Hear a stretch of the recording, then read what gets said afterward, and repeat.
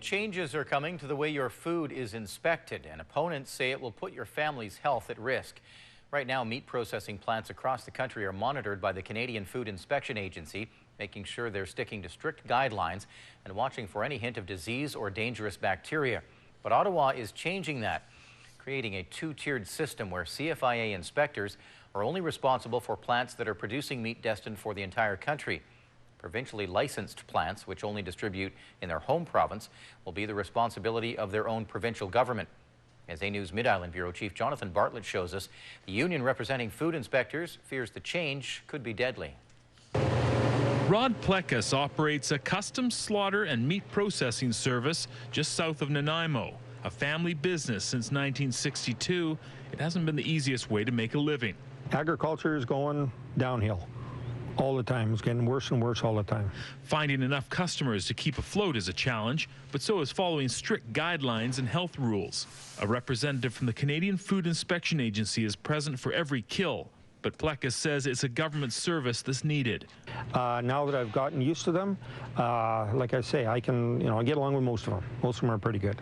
But how meat in this province is inspected could soon change. According to the union representing CFIA Inspectors, the federal government plans to offload responsibility to the province, essentially creating a two-tiered system where federal inspectors are only responsible for plants that produce meat for the whole country.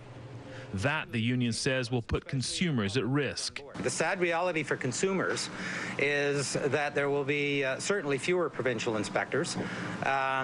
Because to replace the program based on what the provinces are currently paying, they would almost have to triple their budgets.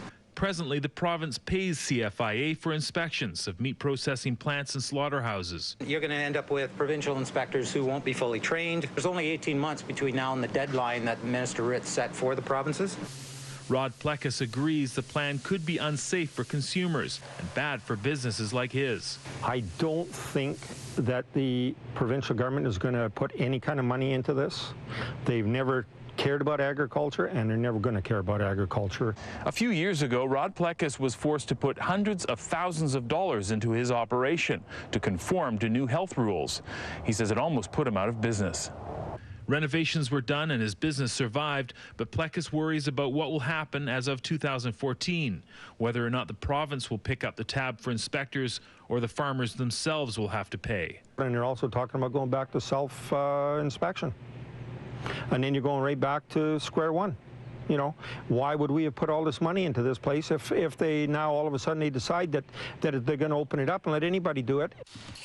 The switch is supposed to happen by January 2014. The question is, who will make sure our food is safe to eat after that? In Nanaimo, Jonathan Bartlett, A News.